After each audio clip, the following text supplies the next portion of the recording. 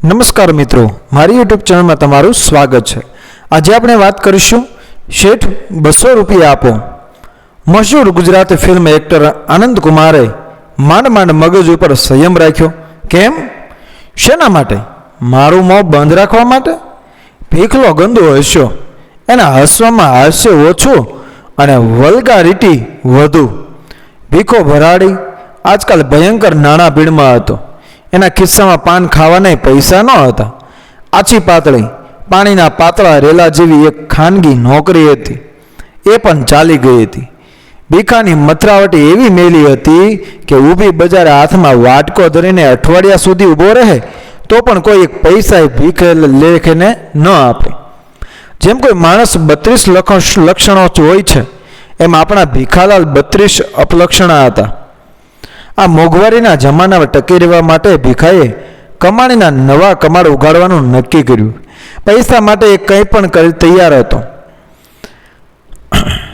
બનાવટી ચલણી નોટો છાપવી, અપહરણ કરવું, સ્ટેબિંગ, ધાક ધમકી, ડ્રગ્સની હેરાફેરી, પણ દરેકમાં ક્યાંક ને ક્યાંક રેડ સિગ્નલ દેખાતો હતો।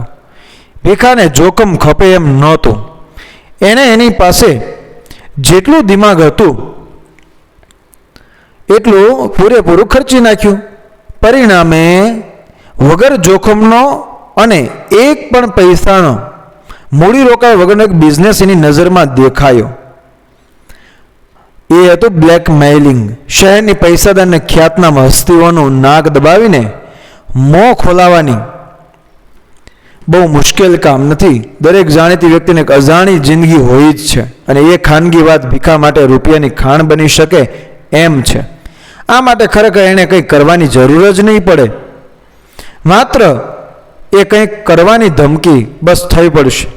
એની પહેલી નજર ગુજરાતી ફિલ્મોના ખ્યાતનામ કલાકાર આનંદ કુમાર પર પડી। આનંદ કુમાર નાણાવટીને એક જમાનામાં નાટકના સ્ટેજ ઉપર હાક વાગતી હતી, પછી એ ફિલ્મોમાં આવ્યા, ત્યાં પણ એમણે ધૂમ મચાવી। હવે તો જ્યાં ગુજરાતી પડદો જ પીળો પડવા માંડ્યો હતો, ત્યાં પડદા પરના ચમકતા પાત્રો પડછાયા જેવા બની જાય એમાં નવાઈ શી? ભીખલો આનંદ કુમારની ઓફિસે જઈ ચડ્યો। જૂની ઓળખાણ, ખાલી લટક નામનો સંબંધ, જઈને સીધો સંવાદ ફટકાર્યો, 200 રૂપિયા આપો। પછી વાત આવી મોં બંધ રાખવા ઉપર। આનંદ કુમાર ચોંક્યા, હું સમજ્યો નહીં। ભીખાએ સમજણ આપી, અલકનંદા સાથેના તમારા સંબંધ વિશે આજ સુધી મેં કોઈને કશું કહ્યું નથી, પણ એમાં ખાનગી શું છે? અલકનંદા મારી પ્રેમિકા છે અને એ વાત આખું શહેર જાણે છે, પણ તમારી ઘરવાળી નથી જાણતી। ભીખો પીળા દાંત દેખાય એવું હસ્યો, 200 રૂપિયા, પછી 15 દિવસ સુધી નહીં આવું।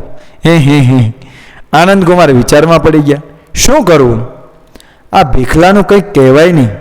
એના માથે દેવી વલ્ગારિટીના ચારેય હાથ હતા। એ લોક બોલે તોય ગાળ બનીને બહાર આવે। એક ઉપાય 200 રૂપરડી આપી દેવાનો તો, પણ એ તો બ્લેકમેઇલિંગને વશ થઈ ગયા એમ કહેવાય। બીજો રસ્તો ભીખલાને ઠેકાણે પાડી દેવાનો હતો, અને એ કામ આનંદ કુમાર જેવી મોટી હસ્તી માટે સહેજ પણ અઘરું ન હતું।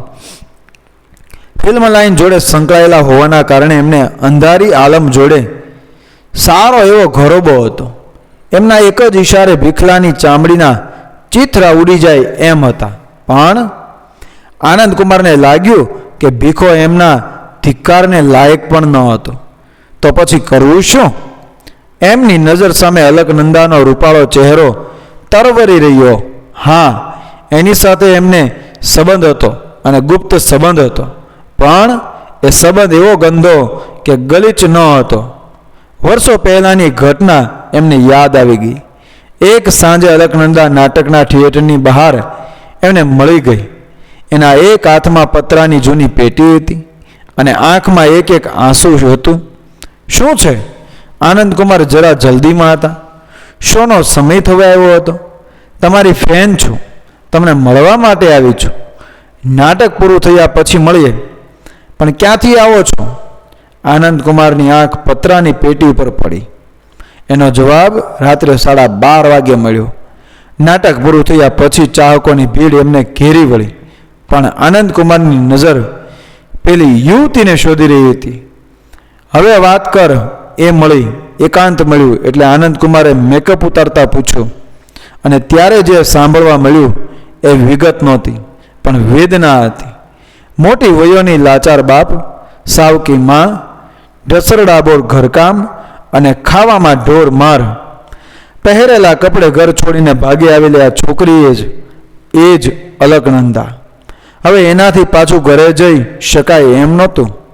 નાટકમાં કામ કરીશ? આનંદકુમારે વિચારીને પૂછ્યું. હા, પણ રહીશ ક્યાં? આ સવાલનો કોઈ જવાબ ન હતો. આખરે એનો ઉકેલ પણ આનંદકુમારે જ શોધી કાઢવો પડ્યો. મારી પાસે શહેરમાં એક ફાજલ ઓરડી છે. ક્યારેક એનો વપરાશ હું મારી ઓફિસ તરીકે કરું છું.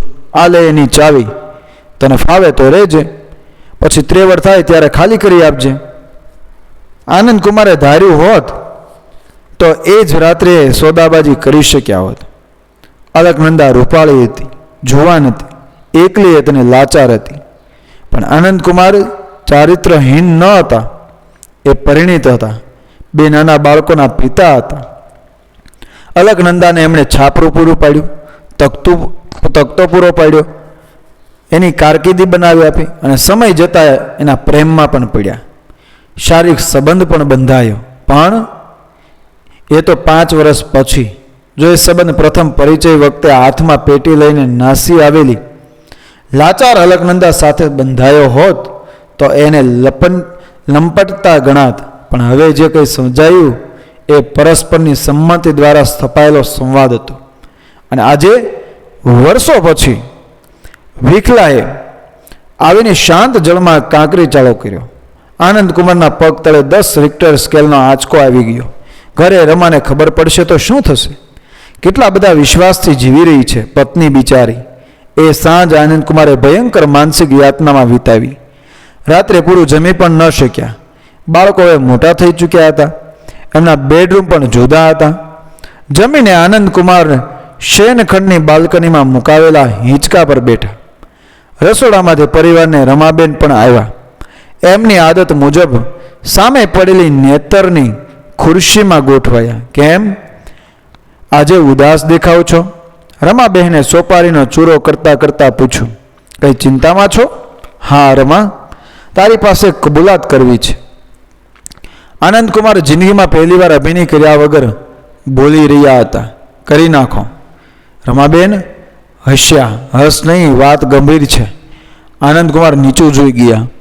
મેં તારો અપરાધ કર્યો છે. તું અલકનંદાને તો ઓળખે છે ને? મારે એની સાથે વર્ષો થયા એ વાતને. પણ મેં તને છેતરી. હું સમયના હાથનું પ્યાદું બની ગયો. મને માફ કરી દે. રમાબેને લૂડી પડનાર પણ અટકી નહીં. એ જ સહજતાથી સોપારી કાતરી રહ્યા. બસ બોલી લીધું? હવે મને પૂછો કે આ વાત હું કેટલા વર્ષથી જાણું છું? રમા, હા, મેં તમારું પડખું સહેવું છે. તમે અભિનેતા ખરા, પણ સ્ટેજ ઉપરના. પથારીમાં તમારો અભિનય ન ચાલે. તમારા પડખામાં સહેજ પણ ફરક પડે અને એ વાતને હું પારખી ન શકું? મને એટલી હદે મૂર્ખધારી કે શું? આનંદકુમાર હતપ્રભ બની ગયા. રમા, તું શું બોલે છે?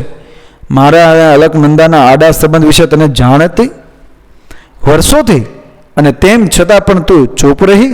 હા, હું ચૂપ રહી, કારણ કે હું જાણતી હતી કે મારો પતિ એક મશહૂર કલાકાર છે. એ પતંગિયાઓના દેશમાં કામ કરે છે. એ જો ખરાબ થવા ઈચ્છે તો એના પર કુરબાન થવા તૈયાર સ્ત્રીઓનો તોટો નહીં હોય.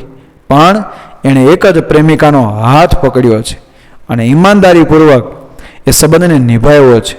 અને ઘર પ્રત્યેની તમામ ફરજો તમે પૂરી કરતા આવ્યા છો.